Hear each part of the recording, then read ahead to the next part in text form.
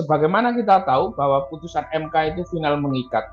Dan jika misalnya, ini yang saya khawatirkan, kalau kemudian rujukannya DPR RI dan kemudian terjadi sengketa pemilu dan melakukan gugatan di MK, maka bisa dianulir, dibatalkan hasil pilkada tersebut karena tidak sesuai dengan putusan MK yang dampaknya lebih jauh, bisa terjadi konflik atau kemudian letupan-letupan sosial ekses dari pilkada tersebut. Kemudian respon ini besar dan masif, tentu DPR juga tidak boleh menutup telinganya untuk melanjutkan revisi undang-undang tersebut. Meskipun saya berkeyakinan bahwa seandainya itu terjadi revisi dan kemudian itu berjalan, KPU harus tetap berpegang pada MK. Saya kira kalau DPR masih memiliki nurani dan tahu fungsi dan tugasnya, tentu akan menghentikan manuver merevisi putusan MK tersebut. Jika DPR terus melakukan revisi tersebut, tentu sudah tidak layak lagi disebut sebagai Dewan Perwakilan Rakyat. Saya kira demo hari ini adalah upaya menyuarakan aspirasi dalam menjaga demokrasi, dan karena itu tidak ada cara lain untuk menghentikan demonstrasi itu adalah DPR menghentikan rencana untuk merevisi undang-undang pilkada. Tribunnews on Fokus Tribuners hari ini kembali membersamai Anda bersama dengan saya, Nila Irda. Demo besar-besaran hari ini terjadi menanggapi langkah DPR RI yang menganulir putusan MK terkait pilkada.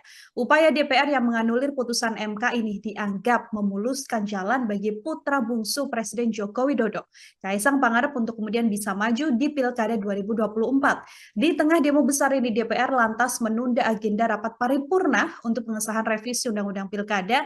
Lantas bagaimana kemudian situasi chaos ini bisa direspon dan ditemukan jalan tengahnya, Tribuners? Saya akan berdiskusi hari ini, sudah tersambung melalui sambungan Zoom.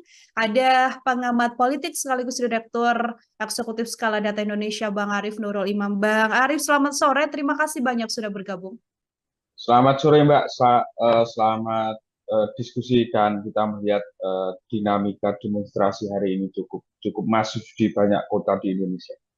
Oke, demo besar-besaran hari ini, Bang Arief, terjadi di Jakarta, ada di Makassar, hingga di Semarang, di Solo juga terjadi demonstrasi. Sebelum kita memulai diskusi terkait putusan MK dan juga anulir dari balik DPR ini, saya ingin melihat analisa atau kacamata Bang Arief terlebih dahulu, bagaimana kemudian melihat situasi massa atau keresahan dari masyarakat hingga akhirnya turun ke jalan dan cukup besar, termasuk ada tokoh-tokoh besar juga yang akhirnya ikut turun gunung menyuarakan suaranya terkait putusan MK dan juga balik DPR ini, Bang. Saya rasa demonstrasi hari ini yang digelar di banyak kota, di Makassar, Surabaya, Bandung, Yogyakarta, Semarang, Jakarta, dan di kota-kota lainnya, menunjukkan ekspresi kekecewaan masyarakat atau kekecewaan publik terhadap manuver dari DPR RI yang mencoba menganulir putusan MK. Padahal kita tahu putusan MK itu bersifat mengikat dan final, dan jika kemudian DPR menganulir keputusan tersebut, tentu akan menimbulkan kerancuan dalam pelaksanaan pilkada ke depan. Bahkan potensi terjadi konflik itu sungguh sangat terbuka ketika misalnya terjadi sengketa pemilu kepada Mahkamah Konstitusi lah, kemudian para calon ini mencari keadilan untuk menetapkan siapa yang menang atau siapa yang kalah. Karena itu saya kira demo hari ini sebagai aspirasi terhadap penolakan terhadap upaya DPR menganulir putusan MK, dan karena itu jika diabaikan, saya kira ada gelombang perlawanan yang akan lebih masif lagi. Kepentingan apa sih sedianya yang dilihat oleh Bang Arief begitu ya, melihat bagaimana kemudian tumpuk-tumpukan aturan yang terjadi setelah adanya putusan MK ini? Apa yang sedianya ingin dicari oleh DPR sendiri? Apakah memang dalam tanda kutip ada maksud terselubung hingga kemudian mengangkangi putusan MK yang sedianya ini adalah keputusan sudah final, Bang? Saya kira apa yang dilakukan DPR RI, kecuali PDIP, saya kira dalam upaya untuk melakukan dominasi politik dalam banyak pilkada, Hmm. terutama pilkada-pilkada yang memiliki basis massa besar, misalnya di Jawa Timur, Jawa Barat, dan Jawa Tengah, dan pilkada lainnya, sehingga dominasi tersebut bisa mengeliminasi tokoh-tokoh potensial yang tidak mendapat dukungan partai politik dalam blok politik, khususnya Koalisi Indonesia Maju Plus. Hmm. Inilah yang kemudian menimbulkan keresahan kalau kemudian undang-undang ini tidak terjadi direvisi oleh MK, maka banyak pilkada yang melawan kotak kosong atau melawan calon independen.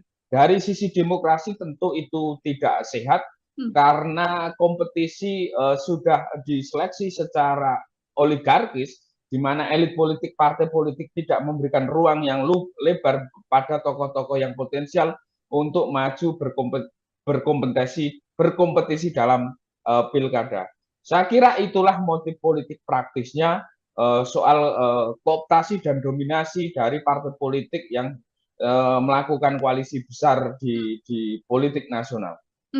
Ada gerakan langsung di lapangan atau demonstrasi yang terjadi hari ini, namun di media sosial kritik-kritik keras terhadap bagaimana kemudian balik DPR ini yang akan mengesahkan dalam rapat paripurnanya juga tersorot begitu, Bang Arief. Satu di antaranya adalah bagaimana kemudian publik melihat putusan MK yang akhirnya akan ditutup dengan putusan dari balik DPR ini adalah salah satu upaya untuk bisa membawa sosok putra Presiden Jokowi begitu ya, bisa saya sebutkan Mas Kaisang untuk bisa maju di pilkada. Karena kan yang kita tahu secara umur kalau mengikuti putusan MK, Mas Kaisang tidak bisa mengikuti pilkada. Tapi dengan balik DPR kan Mas Kaisang sudah bisa mengikuti pilkada. Dari analisa Bang Arief sendiri seperti apa?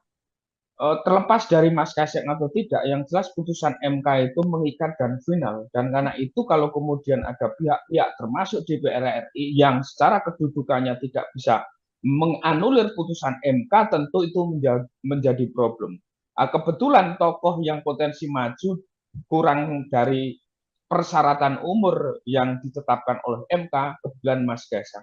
Terlepas dari tokoh siapapun juga, saya kira pakem atau patokan kita adalah keputusan hukum MK itu bersifat final dan mengikat, dan karena itu manuver yang dilakukan DPR RI ini tentu mencederai semangat berdemokrasi dan mencederai ketatanegaraan kita. Inilah yang saya kira menjadi kritik keras dari elemen masyarakat, dari masyarakat sipil, mahasiswa, aktivis, akademisi turun ke jalan. Saya lihat beberapa teman kita, banyak teman saya yang turun juga ke jalan, akademisi, intelektual, aktivis, dengan menyuarakan dan keresahan yang sama. Terlepas kemudian dampaknya Mas Kaisang tidak maju dalam pilgub ke depan jika merujuk pada putusan MK, tentu itu sebagai konsekuensi logis dari konsistensi kita dalam bertata negara, di mana keputusan MK menjadi rujukan terakhir dan panduan utama dalam berhukum kita, termasuk dalam undang-undang pilkada.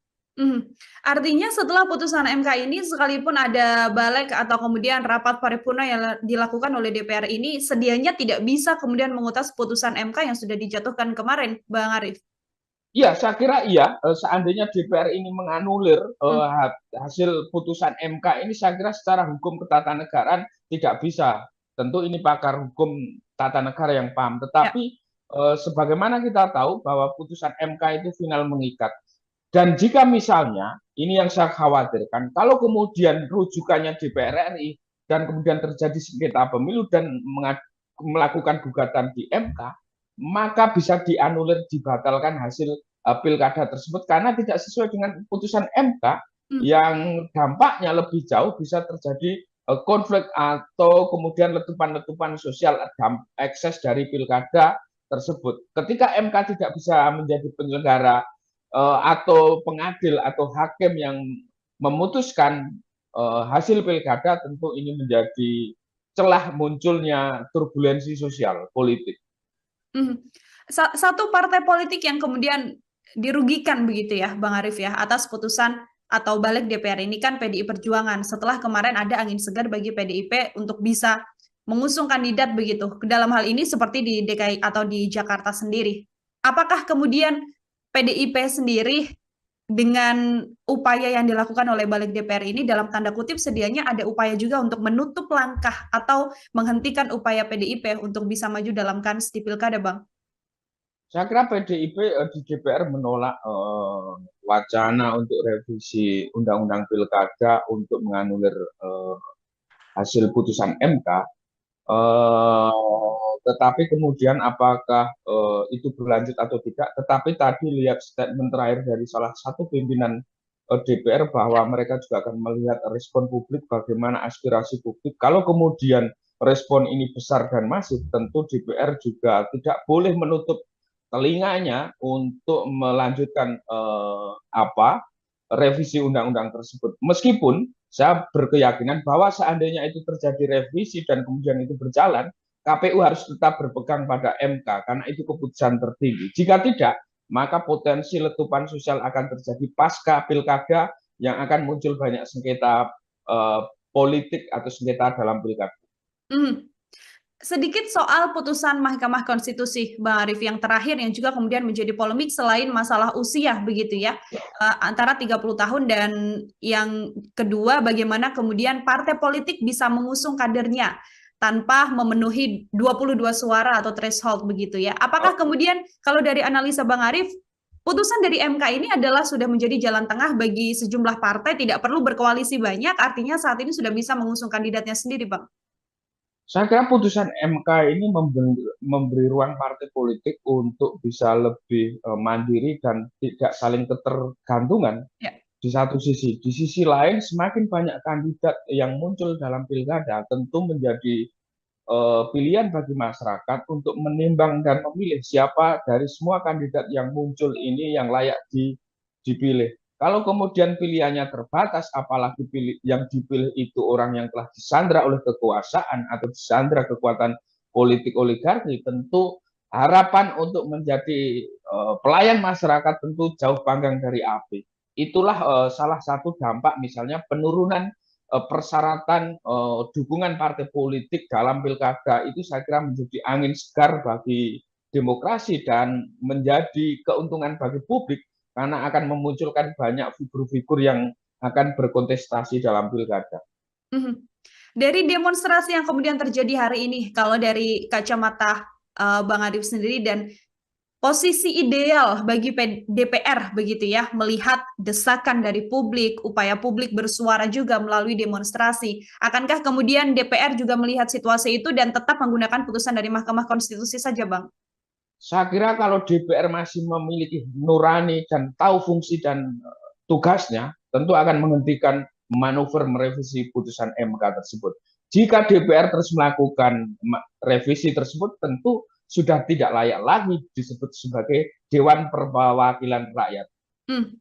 Kita masih belum tahu bagaimana kemudian rapat paripurna untuk kemudian pengesahan revisi Undang-Undang Pilkada ini ya, Bang Arief ya. Kita asumsikan bagaimana kemudian nantinya DPR tidak mendengarkan aspirasi dari masyarakat yang hari ini turun banyak sekali ke jalan, namun kemudian masih tetap dengan putusannya yang kemarin merevisi juga putusan dari Mahkamah Konstitusi. Apa yang kemudian bisa terjadi juga, Bang, dalam situasi ini?